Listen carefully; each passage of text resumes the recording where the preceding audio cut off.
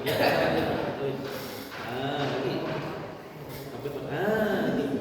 Jadi tahu mana ini kira yang pas tuh. Ini tidak bawa ya, ini secamah ya. Tidak bawa. Assalamualaikum warahmatullahi wabarakatuh.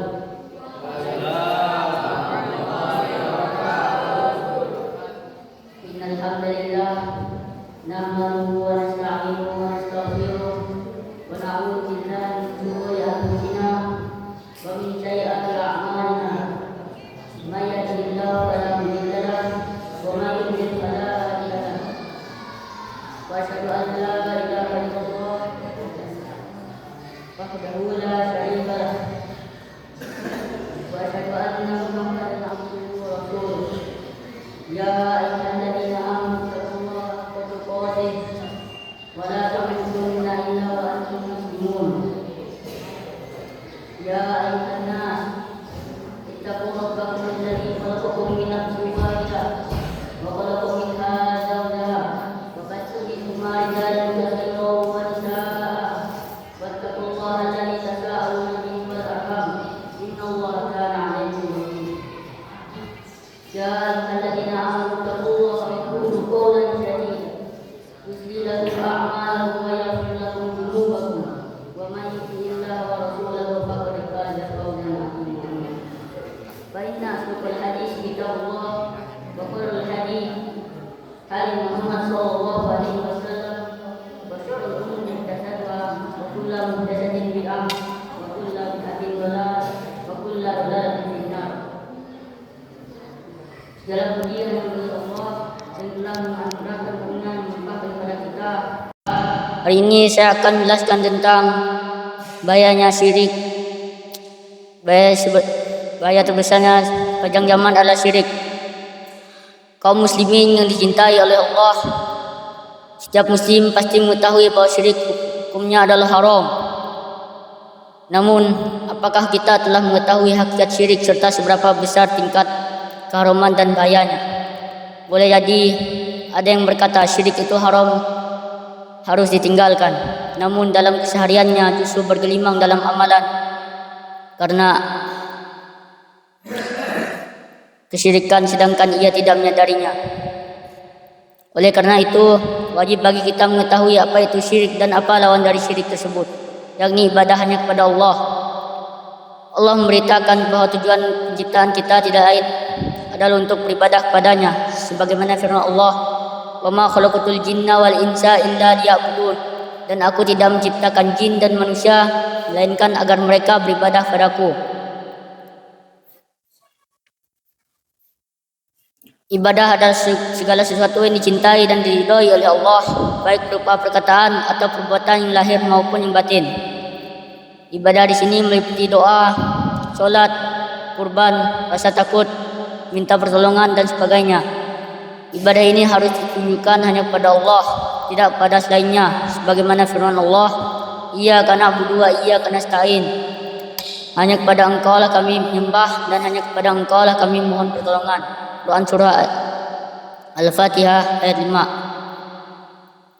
Syekhul Islam Ibnu Taimiyah rahimahullah menyebutkan dalam kitab Majmu' Fatwa dari 10 sampai 449, al-ibadu ismun jami'un likulli ma yuhibbullah wa yardah minal aqwali wal a'mali dhahirah wal batinah. Ibadah adalah satu nama yang mencakup semua apa yang Allah cintai dan ridhoi dari perkataan dan perbuatan, baik yang lahir ataupun yang batin. Semua perbuatan yang menghalangi untuk tercapainya pelaksanaan ibadah hanya kepada Allah harus dihindarkan dengan sepenuh kesadaran dan semaksimal usaha. Apabila ia beribadah dengan keimanannya yang benar, ia tidak berbuat syirik, dan itu disebut ikhlas serta tata cara ibadah sesuainya dengan sunnah Rasulullah sallallahu alaihi wasallam. Dan ini disebut ittiba. Maka Allah akan memberikan dua kondisi yang membahagiakan. Yang satu, hatinya akan merasakan aman, rasa damai serta gembira.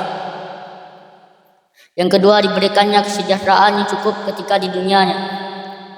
Dalil mengenai hatinya diberi rasa aman, rasa damai serta gembira, sebagaimana firman Allah, "Bala man aslama wajhahu lillahi wa huwa muhsinun falahu ajruhu 'inda rabbih wala khaufun 'alaihim wala hum yahzanun."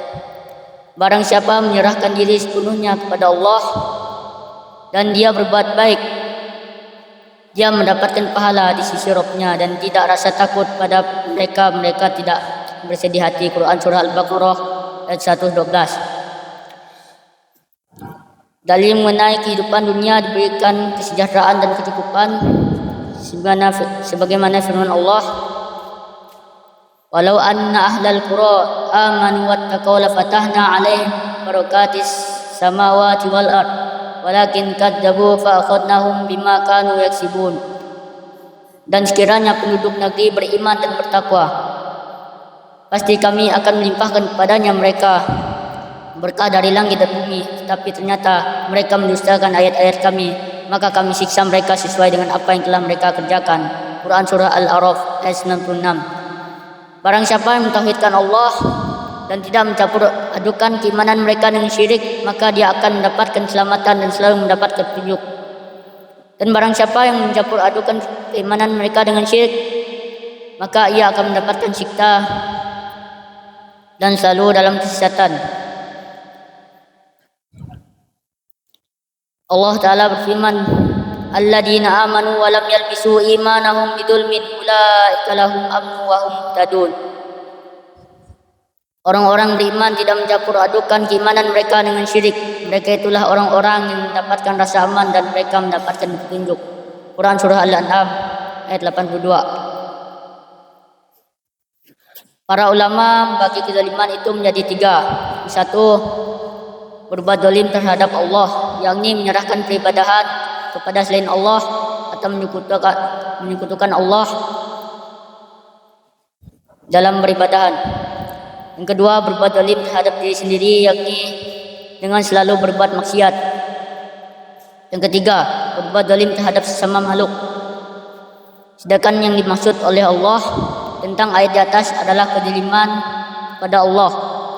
Ibnu Katsir rahimahullah berkata, orang-orang beriman yakni orang-orang mengikhlaskan ibadahnya hanya kepada Allah dan tidak menyekutukannya dengan sesuatu apapun, maka mereka akan mendapatkan keamanan dan siksa akhirat dan akan selalu mendapat bimbingan Allah dalam kehidupan dunia. Adapun di antara bahaya syirik adalah sebagai berikut. Yang ke-1, Allah tidak akan mengampuni pelakunya kecuali bertaubat sebelum meninggal. Yang kedua, Allah mengharamkan baginya surga, tempat tinggalnya di neraka jahanam, mereka kekal di dalamnya. Yang ketiga, Allah akan menghapus seluruh amal kebaikannya. Para hadirin, beribadahlah hanya kepada Allah dan tolaklah segala macam percampur adukan dalam peribadahan kepada Allah dengan selainnya berupa malaikat, nabi, syaitan, dukun, jimat, kubur dan lain sebagainya dari makhluk Allah, dan menetapkan bahwa hanya Allah sajalah satu-satu zat yang berhak ibadahi. Hanya kepada Allah kita mohon petunjuk, taufik serta kekuatan untuk selalu menjauhi semua apa yang dibenci oleh Allah, dan mudah-mudahan Allah menjauhkan kita dari hal yang diharamkan serta menjaga kita dari hal-hal yang buruk. Sekian hanya ini yang dapat saya sampaikan. Assalamualaikum warahmatullahi wabarakatuh.